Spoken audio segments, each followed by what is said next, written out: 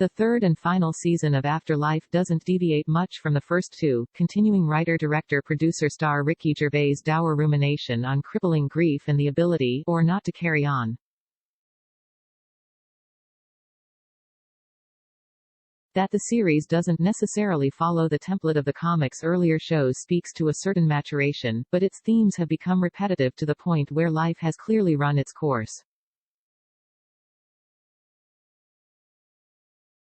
Gervais' wrinkle is to punctuate the serious nature of the protagonist's plight, trapped as he is in an endless loop, mourning the death of his wife, watching old videos as he clings to those memories, with extremely broad comedy of a very hit-miss variety. As a human interest reporter for the local paper, his character Tony encounters all sorts of eccentric folks, listening to their odd stories until he can take no more, at which point he cues his photographer, Tony Way, to take a picture and beats a strategic retreat.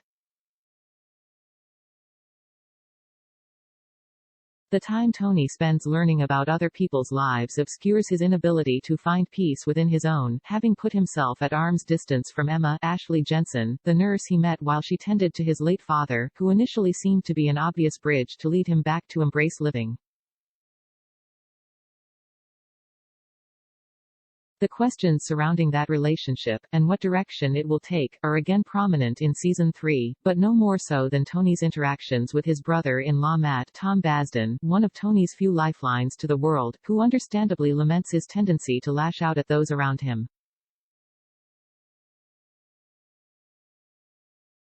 The third season, Gervais' previous shows have quit at 2, doesn't exactly build toward a conclusion, but the 6-episode arc does finally reach one, which should be enough incentive for Gervais' completists to binge the run.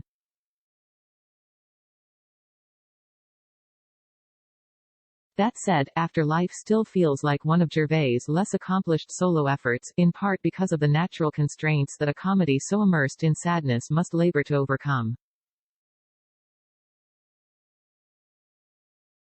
Gervais compensates for that by being just plain quirky, particularly in the network of supporting players.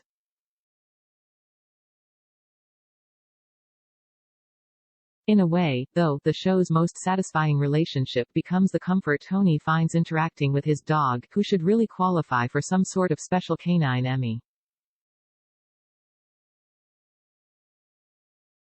In keeping with Gervais' well-documented reputation as a provocateur, Afterlife admirably refused to settle for greeting card answers to the question of surviving loss. But in the final analysis, the show never wholly advanced beyond the initial appeal of its premise.